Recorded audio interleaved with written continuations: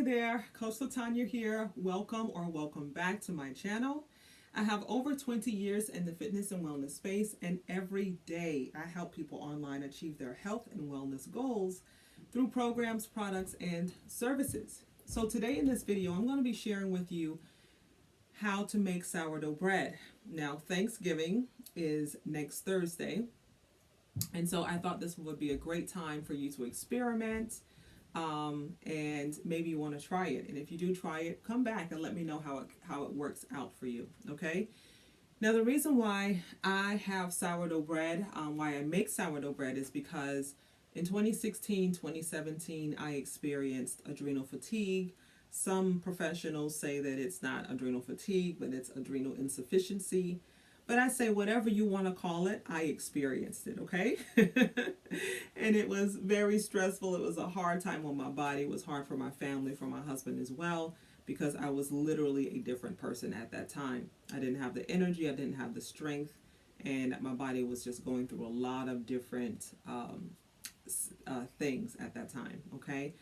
So what I found during that time is I was always sensitive to breads and rice and pastas and things like that. I get bloated. I don't feel well. I hate that feeling. But during that time, 2016, 2017, it just made it worse.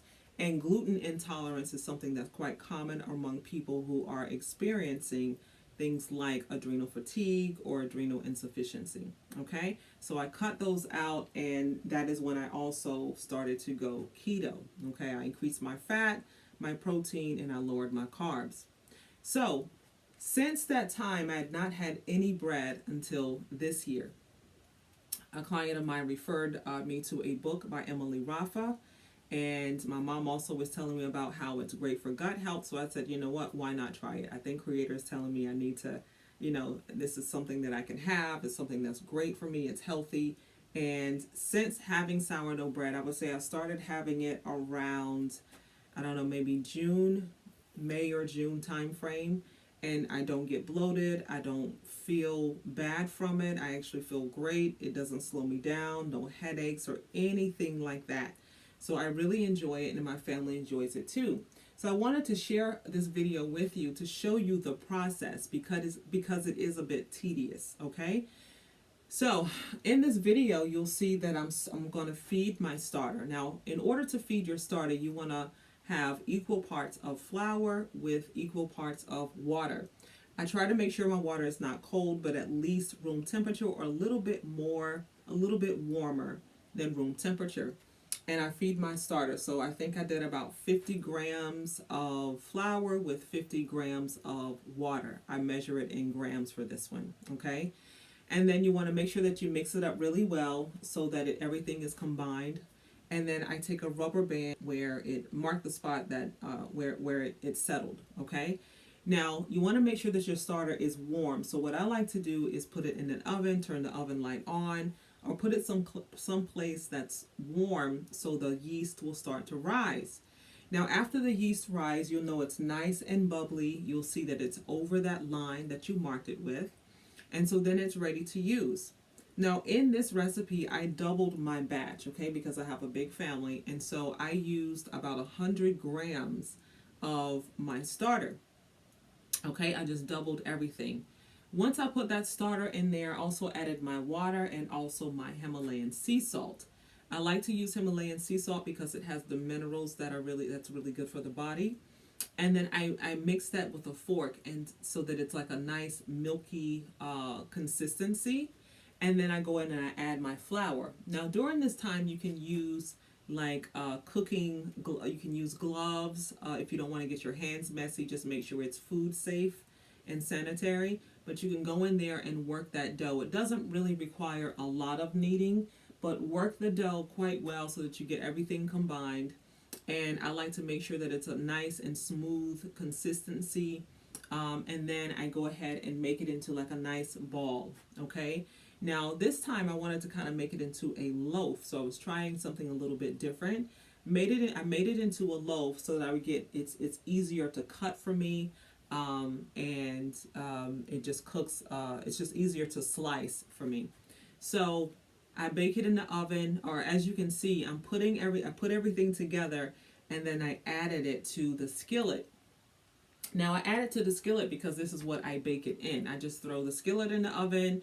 I don't need parchment paper or anything like this. It's a very simple recipe, although it does have many steps.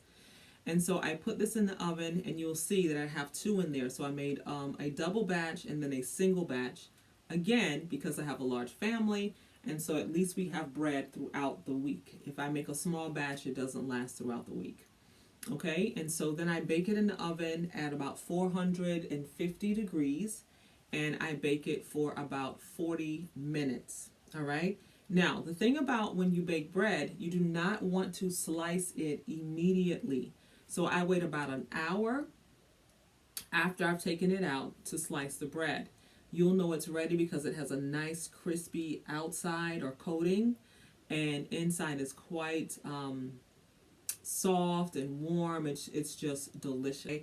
I have about an ounce a day, sometimes 2 ounces if I'm making a sandwich or something like that, but no more than that. Sourdough bread has many gut health benefits to it, and I enjoy and my family enjoy, and I think that you will enjoy it too. Okay, so in the description, I'm going to link the book that I purchased. I think it'll be helpful for you. But I wanted to also show you what I do so that it may be helpful for you as well. So what are your thoughts? Have you baked bread before? Have you ever thought about baking bread before? Do you feel like it's too complicated? After watching this video, do you feel like this is something that you could do or that you might try? Let me know in the comment section. I would love to hear from you. All right?